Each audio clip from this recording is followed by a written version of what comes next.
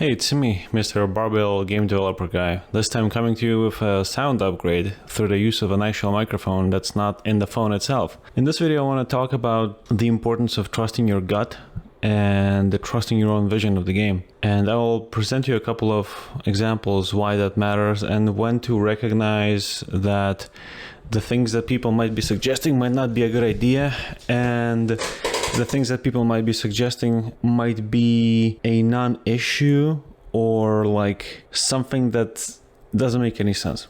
So as an example, let's go back to Intravenous 1. In Intravenous 1, when I was working on it, I wanted to add those sounds that play when you shoot the gun and it starts running out of ammo, right? So for example, you have 30 rounds, you shoot the weapon all the way down to 10 rounds, no sounds are made. And then per each shot that you make, the closer you are to 0 rounds in the weapon, in the magazine, the louder the sound gets, right? To give you like an audio cue that you're starting to run out of ammo.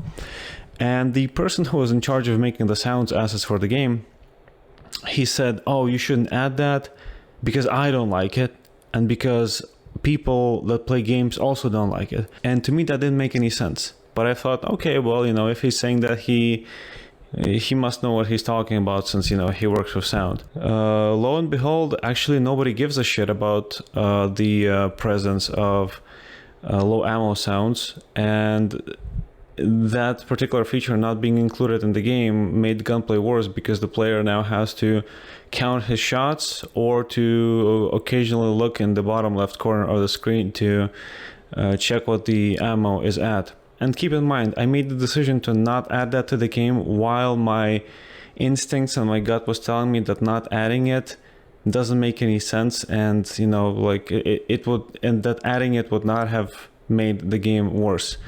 So for the second game, in terms of everything, right, I still listened to feedback, but I went with my gut more often than I did with Intravenous 1. So anyway, back to the examples. Once I added the low ammo sounds to the game, and the game went through its first playtest, or Mercenarism, I don't remember which came first, or rather in which of these two things it was featured initially, people started also pointing out that, can I turn this off? I don't like it. And it seemed to make sense to me, right? That, okay, he doesn't like that, he would like to turn it off. But my gut was telling me that this was a non-issue. And so I went with my gut. I didn't add the option to disable them, and lo and behold, nobody cared. Now let's think about this whole thing from the perspective of someone who plays the game in an action playstyle, right? So they shoot guns a lot, they don't care about stealth. Would the inclusion of this low ammo sound be beneficial to them? The answer is yes. It's an audio cue that lets you know you're starting to run out of ammo, and you don't have to look at the heads-up display to know that for a fact. Now let's look at it from the perspective of someone who prefers ghosting. Since they play stealth primarily and don't engage in combat, they do not care whether the feature is in or not. Therefore, its inclusion is irrelevant to somebody who only plays stealth. Now let's take a look at the perspective of someone who mixes both stealth and combat. Sometimes they might be stealthy, when shit hits the fan, they go combat, then back to stealth, back to combat, and so on and so forth, right? Is the inclusion of this feature beneficial to the combat side of the game when they are in combat? The answer is yes. So if we have 3 yeses to the feature being implemented, why the hell would you not add that feature to the game just because somebody doesn't like it as per somebody else's words? So that's just one example. And I'm bringing this up not because I want to shit on the person, but because to me that was the number one most vivid memory of me going, whoa, listening to somebody else and not to my gut actually made the game worse. Here's another example. During the development of both Intravenous 1 and 2, people told me that they wanted suppressed weapons to be more quiet. But this ties back to what I said in another video, where you can't judge game design objectively, and for the most part, your interpretation of anything you play is highly subjective and based entirely on what you played before. So when people asked me to make suppressed weapons quieter, they were just asking me to make stealth less consequential and less tense and less stressful for the player, because all the modern games with stealth elements play it safe and make suppressed weapons very quiet. So in both of these cases, I tweaked the volume of suppressed gunfire very, very lightly. And even then, it went through rounds of testing to make sure that I'm not breaking the intended game experience. And for example, if I would lower the volume, right, I go through testing and I find that, for example, it breaks the intended game experience, I would bring the volume, the shot noise of some particular suppressed weapon back up, because I did not like that, for example, it made killing people with a ranged weapon too trivial or too easy. And I bring these things up because if you're making a game, it's very important for you to understand when feedback or things that people say is worth considering and worth listening to, and when it's just people hyper-focusing on one particular aspect and not seeing anything past their tunnel vision. And in moments like this, it's very important to ask yourself a lot of questions regarding whether the change or inclusion of some particular feature that they're asking for would be beneficial, and two, whether it would, make sense to actually stick to your intended game experience / game design, whatever you want to call it, or not. Because there are still cases where, for example, what you think is the right choice and the right direction and the right way to go with designing your game might actually be wrong.